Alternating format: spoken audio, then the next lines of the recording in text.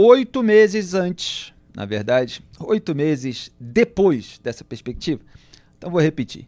8 meses depois da matéria de capa da Cruzoé, assinada por mim, Felipe, com o título A História da Fake News contra a Transparência Internacional, o Procurador-Geral da República, Paulo Gonet, promoveu o arquivamento da petição número 12.061. 12.061.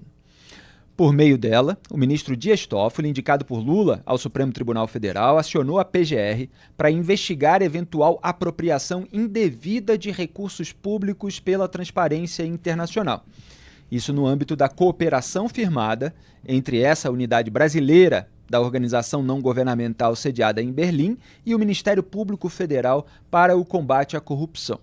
Então vocês estão vendo aí, pode manter na tela, produção, a capa da Cruzoé de 8 meses atrás. A história da fake news contra a transparência internacional e o subtítulo, como a narrativa foi plantada, vazada, refutada e requentada na PGR, e aí era a PGR comandada pelo Augusto Aras, e no STF, para retaliar a ONG anticorrupção. E depois de toda a matéria especial que eu fiz, com uma apuração, uma análise, tinha também a entrevista com o Bruno Brandão, diretor executivo da ONG, da Transparência Internacional, falando ali sobre a perseguição que eles vêm sofrendo em razão do trabalho de vigilância que tem sido feito. Enquanto a rede Chapa Branca de emissoras de TV e rádio ecoava as narrativas do sistema contra a ONG, Cruzoé fez o jornalismo, que leitores de WhatsApp e demais porta-vozes disfarçados de âncoras e analistas se recusam a fazer. Aquele que vigia o poder, sobretudo quando ele distorce os fatos para retaliar quem o incomoda. A referida petição se baseava em manifestação apresentada ao Superior Tribunal de Justiça, STJ, pelo deputado federal petista Rui Falcão, ex-presidente do PT, que por sua vez tinha como base uma narrativa plantada pelo então PGR Augusto Aras, o coveiro da Lava Jato, indicado por Jair Bolsonaro após seu filho Flávio ter virado alvo de investigação por peculato em desdobramento da operação no Rio de Janeiro. Então eu vou repetir essa ordem, porque o caso é complexo e aqui eu quero que todo mundo entenda da maneira mais simples que a gente pode transmitir essa ordem. O Augusto Aras plantou essa narrativa por meio ali de questionamentos, mas cujas premissas já eram enviesadas e ele próprio falava ali que era evidente isso e aquilo, internamente no Ministério Público Federal. E aí o deputado do PT, Rui Falcão, pegou aquela narrativa e usou para fazer uma manifestação ao STJ, né, que foi encarada ali como uma notícia crime, mas tinha alguns outros elementos também. O Paulo Gonet, na sua decisão, assinada ontem, faz ali algumas distinções. E o Dias Toffoli, em vez de mostrar, né, que não havia base alguma para aquelas alegações, ele deu início a uma investigação exigindo documentos da Procuradoria-Geral da República, etc. Então essa é a ordem. E para embasar a decisão assinada, repito, ontem, terça-feira, 15 de outubro de 2024, de promover o arquivamento da petição, o PGR Paulo Gonet usou uma série de elementos mencionados e destrinchados na matéria da Cruzoé, publicada em 16 de fevereiro desse mesmo ano, tais como, né, vamos falar aqui de cada um dos elementos. A posição perante o STJ da então PGR interina Eliseta Maria de Paiva Ramos, contrária ao encaminhamento ao STF, onde os envolvidos não possuem prerrogativa de foro, e ainda crítica à manobra, como ela chamou, que não tem cabimento nem admissibilidade. Palavras dela. Então, outro elemento que estava lá na nossa matéria original e que está na argumentação do Gonet. É a argumentação não a do Gonet, a argumentação, nas palavras do Gonet, carente de sustentáculo probatório, que não pode ser tida como suficiente para suplantar o sistema de atribuições e as regras de competência a fim de deslocar a demanda direta e indevidamente para o Supremo. Então, o próprio Paulo Gonet apontou na decisão que o Supremo não tem jurisdição sobre esse caso, que ele foi indevidamente encaminhado ao STF. Outro elemento que estava na nossa matéria e que está na decisão da PGR, a resposta da então Subprocuradora-Geral da República, Maria Iraneide Olinda Santoro, ao ofício enviado por Augusto Aras, à 5ª Câmara de Coordenação e Revisão do MPF. E o que ela informava nessa resposta? em suma, que o memorando de entendimento assinado com a Transparência Internacional, isso assinado pelo MPF com a Transparência Internacional, expirou em 12 de dezembro de 2019 e que não houve repasse de recursos para a entidade. Então você tinha ali a subprocuradora-geral, como vocês estão vendo aí, esse é um trecho da decisão do Paulo Gonet, atual procurador-geral da República. A subprocuradora-geral apontava que não houve repasses para a Transparência Internacional e que o memorando de base do acordo entre Ministério Público e Transparência Internacional, ele já tinha expirado. E, a rigor, essa resposta da Maria, subprocuradora, se baseou em refutação de 13 páginas, feita por outra mulher, a subprocuradora Samantha Chantal Dobrovolsky, como tinha noticiado o antagonista, explicou a Cruzoé, refutação da narrativa plantada por Aras sobre o envolvimento da Transparência Internacional em gestão ou recebimento de valores da empresa JF, dos irmãos Batista, que havia fechado o acordo de leniência com o Ministério Público Federal, o MPF. O acordo previa que, além de 8 bilhões de reais pagos diretamente às entidades lesadas, que são União, BNDES, FUNCEF, Petros, CEF, Caixa Econômica Federal, e FGTS, 2,3 bilhões de reais fossem gastos em projetos sociais, tendo a Transparência Internacional participado exclusivamente na orientação técnica de boas práticas. Então não tem nada a ver com gestão e recebimento de valores, tem a ver justamente com a cooperação que havia sido ajustada com o Ministério Público Federal para o combate à corrupção. E isso foi dito pelas mulheres do Ministério Público Federal que foram ignoradas por Dias Toffoli. Somando Eliseta, Maria e Samantha, Toffoli desprezou o posicionamento de 3 mulheres. Outro elemento em comum da nossa matéria com a decisão do PGR. A cláusula terceira do memorando de entendimento firmado em dezembro de 2017 pelas 3 partes do acordo, Ministério Público Federal, JF e Transparência Internacional. O que dizia essa cláusula terceira? Não se prevê nenhum tipo de remuneração, sendo vedada a transferência de recursos para que a Transparência Internacional realize as atividades nele previstas. Então estava lá, tudo dito. E tudo apurado e confirmado por subprocuradora, por PGR interina. Não quiseram saber, deram andamento. Deixaram aí a Transparência Internacional ser fritada no noticiário durante 5 anos.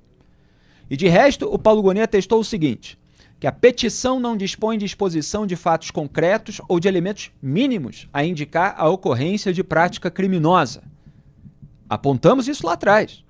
Falou também que o requerente não identifica acordo de leniência. Pode passar o print, produção? Isso. O requerente não identifica acordo de leniência, capitaneado pela Operação Lava Jato, em cujo contexto tenha ocorrido apropriação de capital pela Transparência Internacional. Está sempre aí simplificada como TI. Em verdade, não logrou sinalizar sequer um ato agenciado pela Força Tarefa com semelhante escopo de desvio de recursos nacionais para a ONG. Palavras do Paulo Gonet, do atual PGR. Quer dizer, não há evidência nenhuma daquilo que Augusto Aras especulou, Rui Falcão explorou e Dias Toffoli, vamos dizer assim, encaminhou, né? Deu continuidade a essa narrativa, gerando muitas manchetes na imprensa amiga e sempre aquela avaliação feita de má vontade em relação a todos aqueles que denunciam a corrupção e a impunidade. E o Paulo Gonet concluiu com uma lição de democracia. É claro que ele não se refere a ele diretamente ao Toffoli, nem ao Aras, nem ao Rui Falcão, nem aos porta-vozes do sistema em emissoras de TV e rádio, mas serve para eles. Afinal, dizem zelar por isso. Aspas, no Estado Democrático de Direito, e aí ele vai citando os artigos, eu vou pular os números, mas vou ler aqui o texto. No Estado Democrático de Direito, em que, içado o princípio da presunção de inocência, a deflagração da persecução penal pressupõe o convencimento do parquê, ele se referia ao parquê federal, que é a própria PGR, sobre as hipóteses acusatórias, ou a hipótese acusatória, a partir da presença de elementos mínimos de persuasão. Impõe-se a arrecadação de suficiente estándar probatório, o que não se visualiza na espécie. Tem todo um juridiquês, obviamente, nessa decisão, mas é possível perfeitamente entender que ele está dizendo que não há suficiente conjunto probatório para se alegar aquilo que se estava alegando. E que, portanto, há a presunção de inocência, porque não tem nada de concreto contra a Transparência Internacional a respeito de gestão ou recebimento de valores. E ele conclui, para a gente finalizar aqui, olha a última página da decisão, está aí na tela para vocês verem.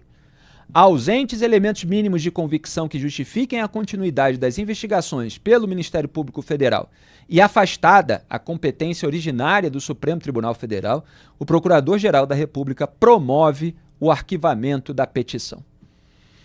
Muito bem, pode voltar para mim. Ali assinado Paulo Gonet, como vocês viram. Só faltou, claro, o Gonet descrever o método do Toffoli, que, como eu expliquei com exemplos na matéria original, consiste em levantar dúvidas, é a palavra que ele usa, inclusive, consiste em levantar dúvidas para, de um lado, anular provas e multas contra empresários que confessaram a prática de suborno e, de outro, investigar quem aponta a impunidade garantida pelo ministro e por vários de seus colegas. Curiosamente, o mesmo Toffoli disposto a investigar a TI por alegação infundada de recebimento de valores da JIF, não só é marido de uma advogada do grupo, Roberta Rangel, como também, dias antes dessa decisão da PGR, agora, no fim de semana, participou ele próprio, Toffoli, de evento patrocinado pelos irmãos Batista em Roma, na Itália.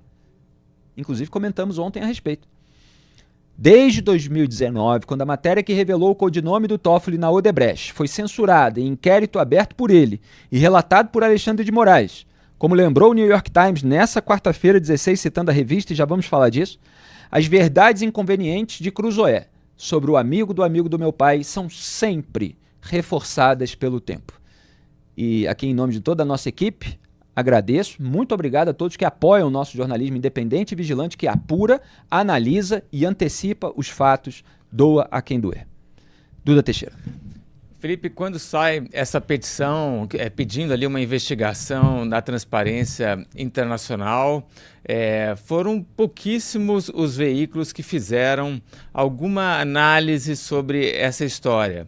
A grande maioria simplesmente replicou a informação, ali como se fosse um ventriloquismo, né, jornalístico, sem qualquer crítica, e isso também se espalhou por todos os blogs aí, petistas e ligados ao governo federal e que fazem sempre a defesa do STF.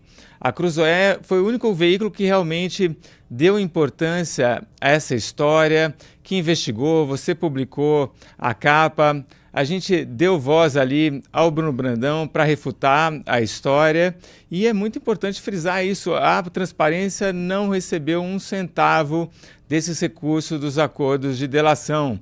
A Transparência não pediu esse dinheiro em momento algum e não fazia o menor cabimento que essa história fosse por STF. As pessoas da Transparência não têm fórum privilegiado, isso aí não tem o menor sentido, né?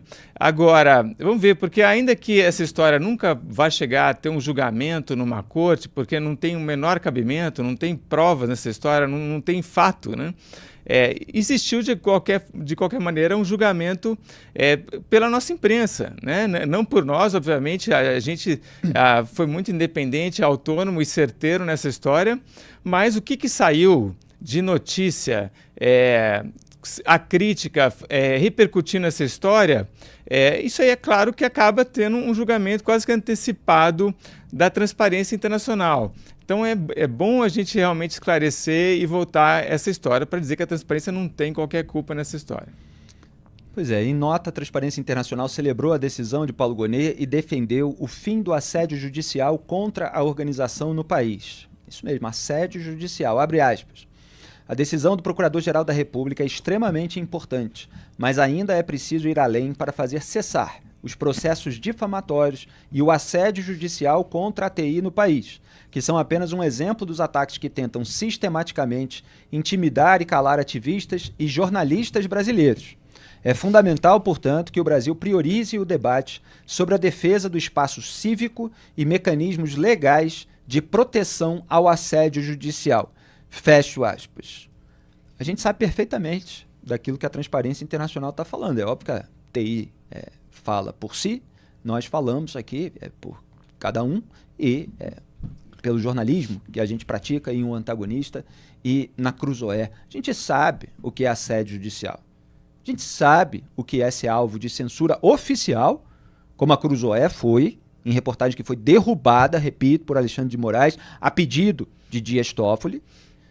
E a gente sabe o que é ser alvo, sei muito bem, de censura velada, que a gente não consegue especificar muito no debate público, porque há questões judiciais envolvidas, mas que é preciso que seja descrita no seu mecanismo. Os pedidos de cabeça, as pressões nos bastidores, a questão dos escambos com verba de publicidade de governo para veículos de comunicação, a ascendência que muitas autoridades poderosas têm sobre empresários e executivos da comunicação. Porque quem tem coragem, eu falo muito isso e eu tenho que falar aqui publicamente também, que a autoridade que tem coragem, ela, quando está sendo alvo de uma crítica ou de uma notícia negativa a seu respeito, ela, e tem gente que faz isso, pode ligar para a redação, pode acessar repórter, etc., e pedir para entrar no ar. Dividir a tela aqui, a gente entrevista a autoridade que está sendo comentada. Agora, tem outras que não fazem isso, não. Tem outras que telefonam para o dono, que telefonam para o executivo, o chefe, o presidente do conselho. A gente sabe como é que funciona. Então é só para dizer que o Antagonista, Cruzoé, sabe muito bem de assédio judicial e até agradece a Transparência Internacional pela menção a jornalistas brasileiros, porque não é o caso deles, mas eles sabem o que acontece com jornalistas que ousam contestar o sistema. O presidente da Transparência Internacional, François Valerian, afirmou que os ataques no Brasil à ONG são resultado de nossas ações expondo a corrupção e comprovam a relevância do nosso trabalho confrontando interesses poderosos. E ele acrescentou, mas isso jamais pode ser normalizado e tolerado. A liberdade e a segurança de ativistas e outros profissionais que atuam em nome do interesse público, como jornalistas investigativos, são elementos fundamentais de uma democracia. Fecho aspas. O Bruno Brandão, diretor executivo da TI Brasil, que já deu entrevista para a gente, a qualquer hora a gente vai colocar no ar de novo, complementou dizendo que os ataques constantes jamais conseguiram calar a Transparência Internacional nos mais de 100 países onde lutamos contra a corrupção. E prosseguiu, aspas, não será diferente no Brasil. Ao contrário, reforçamos nosso compromisso com a causa anticorrupção pelo que ela fundamentalmente significa, uma luta por direitos. Muito bem, já vou chamar o Ricardo Kertzmann, mas primeiro o Duda Teixeira quer falar, diga. Felipe, eu fiquei também quebrando a cabeça com essa história da PGR promover o arquivamento de uma petição, né? O que de fato seria isso? Consultei algumas pessoas que entendem aí de legislação, enfim, a petição ainda não é um inquérito, mas de qualquer maneira ainda precisa que o juiz homologue essa petição. Esse pedido de arquivamento da petição. Então ainda precisa que o ministro do STF vá lá e homologue isso. Ô Duda, isso aí, tem um parênteses só, é motivo de discussão nos últimos tempos. Desde a gestão da Raquel Dodge, que havia discussão, ela inclusive defendeu que a promoção de arquivamento é o encerramento. Quando a Procuradoria-Geral da República decide, está decidido. No entanto, começou a haver decisão monocrática, ministro do Supremo Tribunal Federal, que ignorou a promoção de arquivamento da PGR para reabrir, para desdobrar, isso que a gente vê o STF fazendo. Então, é um tema espinhoso que tem discussão, portanto, evidentemente, a gente sabe que quando os ministros do STF querem fazer alguma coisa, eles fazem. Então, eles podem ignorar essa decisão do Paulo Gonet, certo, Duda? Exato, esse é o ponto. Quer dizer, o Ministério Público é quem tem a prioridade aí da acusação. Se o Ministério Público fala não tem ali evidência para fazer uma investigação, então isso tem que realmente ser encerrado. Agora, vamos lembrar que o STF tem realmente feito um uso oportunista da PGR, né? Em vários momentos, a PGR já pediu arquivamento de investigações, tanto em relação à censura, à investigação sobre Bolsonaro, sobre empresários bolsonaristas, e o STF simplesmente ignorou esses pedidos, né? Eles fazem o que bem entendem.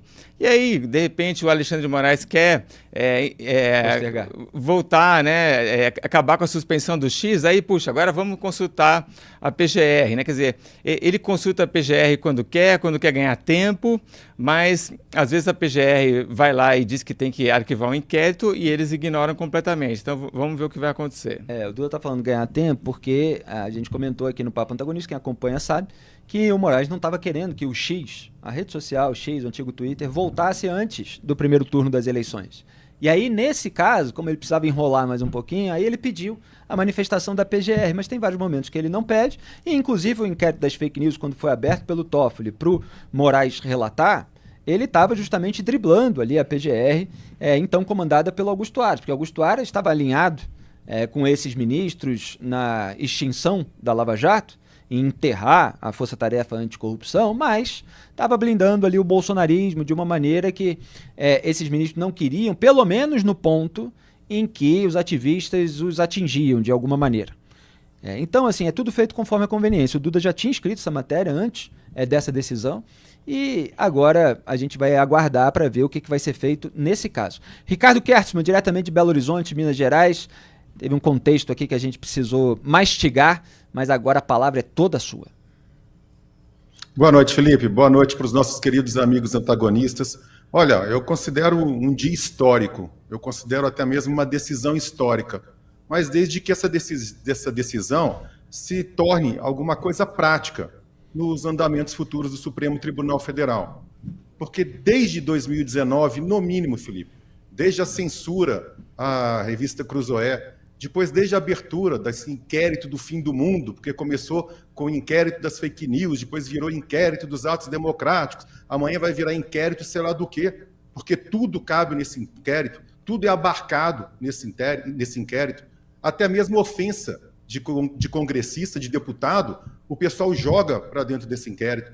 Essa decisão, Felipe, ela faz picadinho do que o Dias Toffoli tentou levar adiante.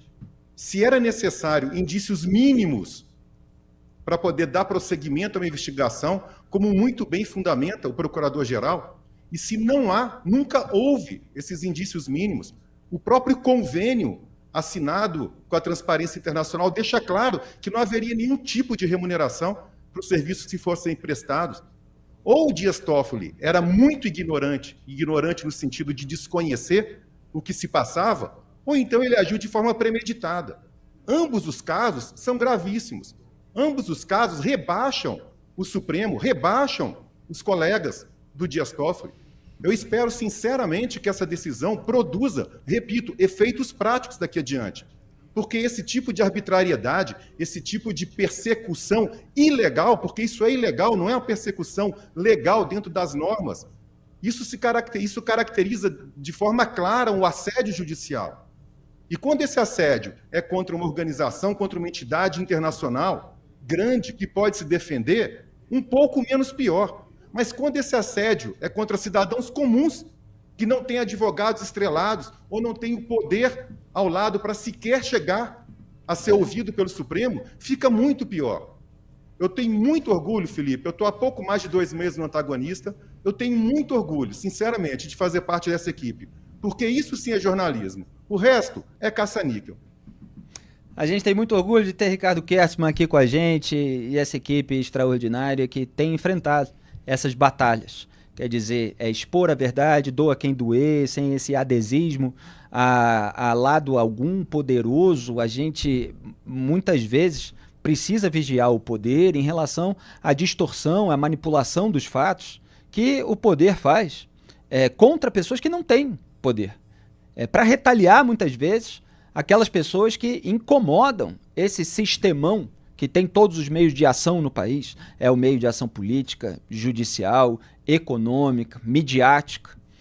E a gente vê no mercado da comunicação, porque aqui a gente não passa pano para ninguém, não tem esse corporativismo que tem no STF em relação a aqueles que as pessoas acham que muitas vezes são nossos colegas, mas é que a gente nem considera, porque nossos colegas fazem jornalismo. Tem muita gente que está com o microfone aí fazendo propaganda do poder de turno. Ora, isso aí não precisa nenhuma bagagem literária, jornalística, fibra moral. Isso aí basta você repetir as narrativas que chegam pelo WhatsApp, né, às vezes lendo no ar, né, as narrativas do poder.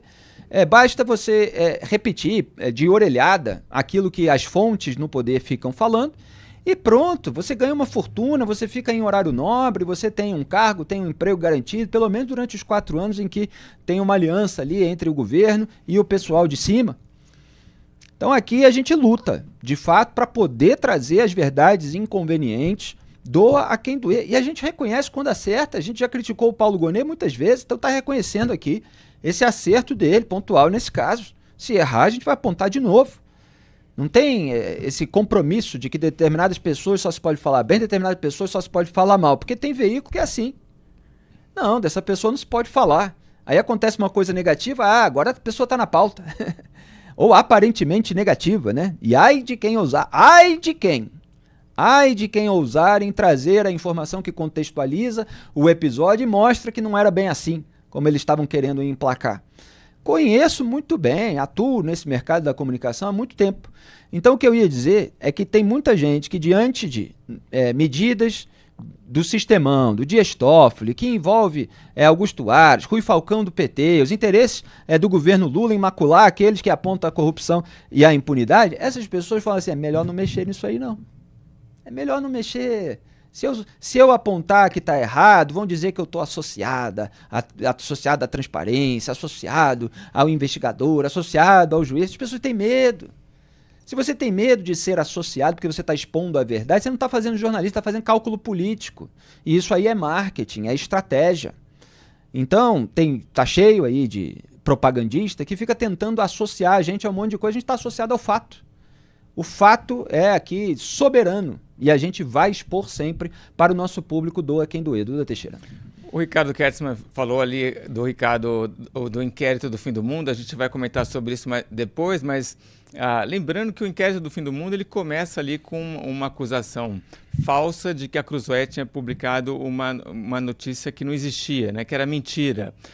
E aí isso se provou que era verdade, a reportagem estava correta. E ainda assim o inquérito continuou, né? É o método Toffoli ali de manter uma voz incômoda dentro do inquérito para pressionar essa voz no futuro, né? Para ficar ali como um recurso, uma ameaça. Então vamos ver o que vai acontecer agora. No sentido metafórico, evidentemente. E é óbvio que você constrange de que aquele grupo, aquela pessoa... tomem novas iniciativas, né, de contestação do regime. Ela fica pendurada por um caso anterior. Diga. Então a gente tem que pressionar não só pelo fim do inquérito do fim do mundo, mas para que não aconteça agora um outro inquérito colocando a transparência internacional com a faca no pescoço, como fizeram com a Cruzoé por tanto tempo.